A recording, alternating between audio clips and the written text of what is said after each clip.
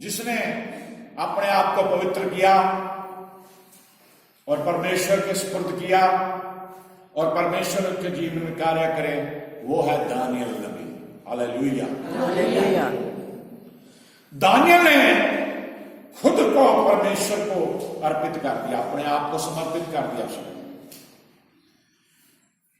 पवित्रता के जीवन को जिया उसने, हर चीज में परमेश्वर को प्रसन्न किया उसने, खुश किया। यही कमी है हमारे अंदर। Hallelujah, hallelujah. दानियल की पुस्तक है, यहेजकेल के बाद है दानियल की पुस्तक। दानियल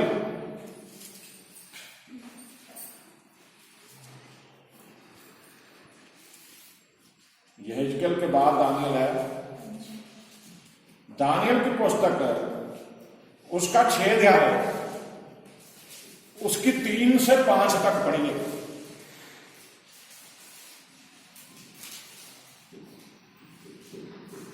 जब वो देखा गया कि दानियल में उत्तम आत्मा रहती है, जब यह देखा गया कि दानियल में उत्तम आत्मा रहती है। परमेश्वर अपने बच्चों को पवित्र आत्मा से भरपूर करता है।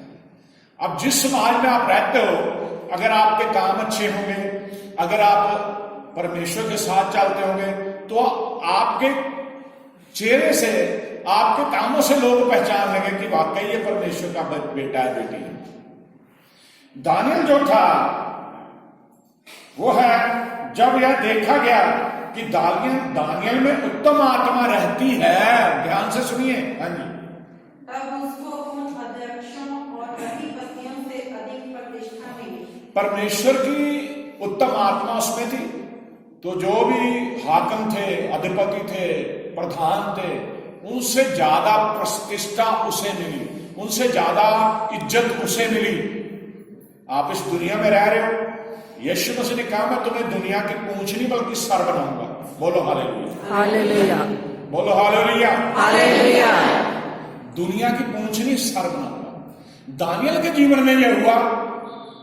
राजा दारा जो था, उसने देखा दानियल, पहली बात तो है दानियल बंदियों में बंदी होके गया था उनके पास, उसको पकड़ के ले गए थे, वो एक दास की तरह उनके पास पहुंचाया गया था। लेकिन परमेश्वर के साथ चलता था वो, हमेशा तीनों पहर दुआ करता था, तो राजा दारा उसे बड़ा पसंद करता था। राजा दारा ने 120 प्रतिष्ठित पुरुष चुने, अध्यक्ष बनाए, न्यायाधीश बनाए, जो भी कुछ उन्हें ओहदे दिए, और सबसे ऊपर उसने दानियल को बिठा दिया। वो तो ऐसा चाहता था राजा कि वो सारे मुल्क के ऊपर प्रधान ठहरे। बोलो हालेलुया, हालेलुया। क्यों ऐसा हो रहा था? क्योंकि एक उत्तम आत्मा, परमेश्वर की आत्मा दानियल के अंदर रहती थी। वो क्या करता था काम? तीनों पहर दुआ करता था, सच बोलता था, विश्वास के साथ चलता था, किसी का मन नहीं दुखाता था, किसी के साथ खारबाजी नहीं करता था, किसी को देख के जेलसी नहीं करता था। आजकल लोगों में ये बातें भरी हुई, इसलिए परमेश्वर उनको चुनता नहीं। आज लोग क्या करते हैं, किसी ने बढ़िया घर बना लिया तो कह रहे पता नहीं कहां से पैसा आ गया, इसके बाद पता नहीं 2 नंबर का कोई धन आ गया, जो पैसा कितना बड़ा मकान बना। किसी ने कार ले लेकर, हमारे पास तो आई नहीं, किसी ने पता नहीं कहां से कार ले ली। किसी ने कुछ भी तरक्की कर ली, एक दूसरे की चुगलियां करते, जेलसी करते। क्या परमेश्वर ने आपको इसलिए चुना है? परमेश्वर ने आपको इसलिए बनाया? पौलुस कहता है एक दूसरे की उन्नति के लिए काम करो, एक दूसरे की तरक्की के लिए काम करो, एक दूसरे के लिए दुआ करो कि प्रभु मुझे दिया इसे भी दे, या प्रभु उसको दिया मुझे भी दे। लेकिन लोग उल्टा कर रहे हैं। यीशु मसीह कह रहे तेरे दुश्मन तेरे घर के ही लोग होंगे। बोलो हालेलुया, हालेलुया। क्यों कहा प्रभु ने? क्योंकि बाहर वाले तो बाद में जेलसी करेंगे, बाहर वाले तो बाद में हाय होंगे डालेंगे, पहले घर वाले को तकलीफ हो जाती है। भाई हम तो वहीं बैठे हैं, इसने ये कर लिया, इसका वो हो गया, इसका ये हो गया। ऐसी ऐसी उनके अंदर बुरी आत्मा कार्य करती है, उत्तम आत्मा नहीं कार्य करती। जिसके अंदर परमेश्वर की आत्मा कार्य करती, वो किसी के ऊपर हाय होकर नहीं डालता, किसी के खिलाफ नहीं बोलता, किसी का बुरा नहीं चाहता। बोलो हालेलुया, हालेलुया, बोलो हालेलुया। मेरे अजीज बहन भाई, दानियल को परमेश्वर ने चुना, अपनी आत्मा से भर दिया, सभी प्रतिष्ठों को ऊपर से नियुक्त किया गया। आगे बढ़िए।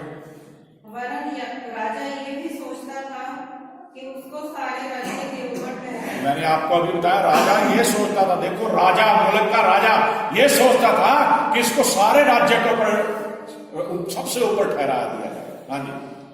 तब अध्यक्ष और अधिपति राजकार्य के विषय में दानियल के विरुद्ध दोष ढूंढने। अब देखो, उसे परमेश्वर ने प्रतिष्ठा दी, वो ऊपर पहुंच गया। अब जो दूसरे लोग थे वो जेलसी कर रहे हैं, जो आज के युग में है। दानियल को सबसे ऊंचा कर दिया, तो जो 120 में से बचे कितने? 119। वो लोग क्या सोचने लगे? वो जेलसी करने लगे, दानियल के साथ लाग डाट करने लगे। वो सोच रहे हैं, वो कोई दोष ढूंढ रहे दानियल के अंदर, वो कोई ऐसी बात ढूंढ रहे दानियल के अंदर कि किसी ना किसी तरीके से इसको इस ओहदे से हटाया जाए। लेकिन जिसे परमेश्वर ने सबसे ज्यादा सम्मान दिया, जिसे परमेश्वर ने प्रतिष्ठित किया, उसे कोई इंसान नीचे नहीं गिरा सकता। जब परमेश्वर ने कह दिया कि मैं तुम्हें दुनिया की पूंछनी सर बनाऊंगा, तो इंसान किसी को भी ऊंचाई पे गए होकर नीचे नहीं गिरा सकता।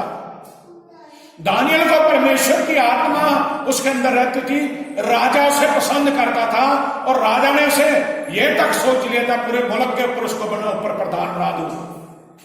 लेकिन जो लोग अधिपति थे, अध्यक्ष थे, जो 120 का ग्रुप था, 119 उसके खिलाफ थे, और वो कुछ ना कुछ ऐसा बात ढूंढते थे कि जिससे दानियल को फंसा सके, जिससे दानियल को राजा की नजर में गिरा सके और उसे उस ओहदे से दूर कर सके। आगे बढ़िए।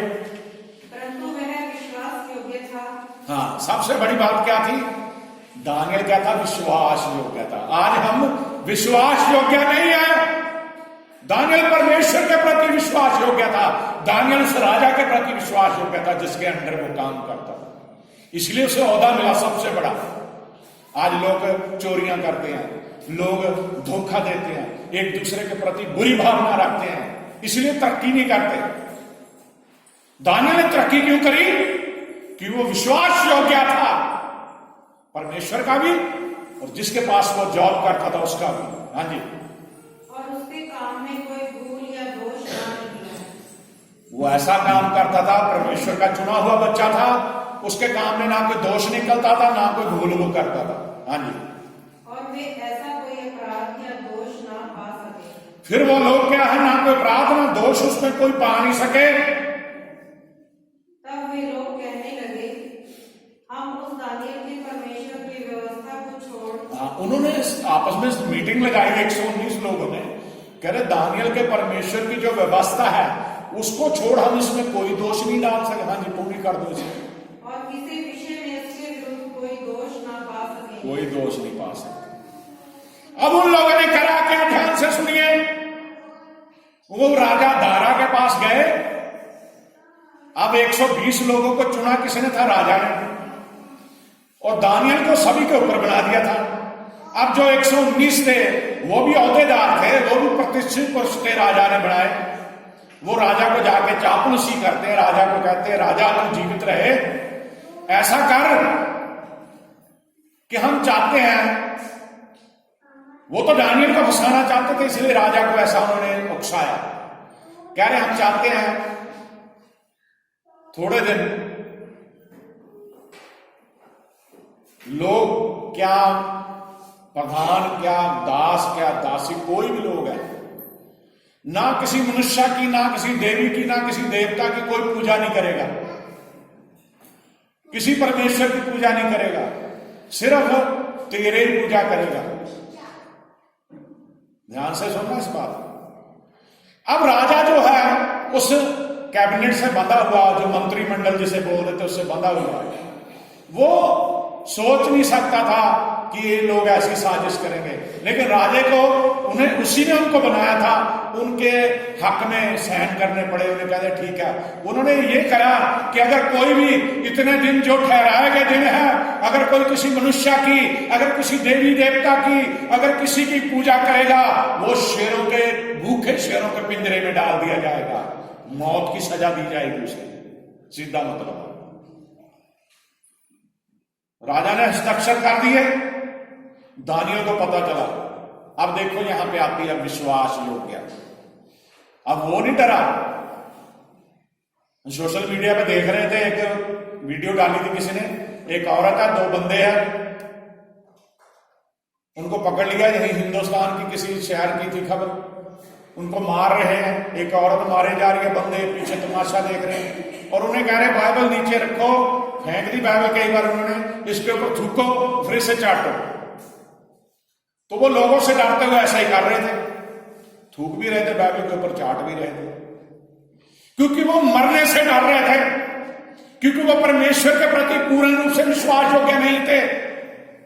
अब दानियल को जब पता चला कि अगर वो जीते परमेश्वर की पूजा करेगा, जीते परमेश्वर के आगे सजदा करेगा, दुआ करेगा, तो उसको शेरों के पिंजरे में डाल के मार दिया जाएगा।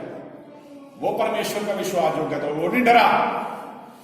वो गया, तीनों पहर वो दुआ करता था, सुबह दोपहर शाम, बंधा हुआ टाइम था उसका। आज हम कितनी दुआ करते हैं, अपने आप जान लीजिए, कैसे हम परमेश्वर की कृपा पा सकते हैं।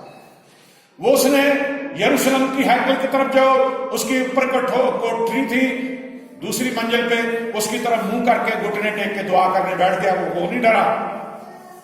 जब वो दुआ कर रहा है तो उन लोगों को जो 119 थे जिन्होंने ये मता पास कराया था, उनको मौका मिल गया। उन्होंने जाकर राजा को कहा, क्या राजा तूने ये पास नहीं किया कि अगर कोई ऐसा करेगा, तेरे सिवा किसी की पूजा करेगा, वो शेर मार दिया जाएगा, शेरों के पिंजरे में डाला जाएगा। राजा कह रहा हाँ करा। फिर दानियल ने अपने जीवते परमेश्वर का, जिसका वो नाम लेता, उसकी दुआ करता, पकड़ा गया, उसे शेरों के कान में डाल दे। राजा बड़ा उदास हुआ, क्योंकि राजा दानियल से प्यार करता था। क्यों प्यार करता था? क्योंकि उसे पता था कि ये जीवते परमेश्वर की उपासना करता है, ये जीवते परमेश्वर के संग चलता है। लेकिन वो राजा 119 लोगों के आगे मजबूर था, उसे वो उस पत्थर पे मोहर लगानी पड़ी। उन्होंने भी मोहर लगाई और दानियल को उठा के पिंजरे में डाल दिया गया, शेरों के, भूखे शेरों।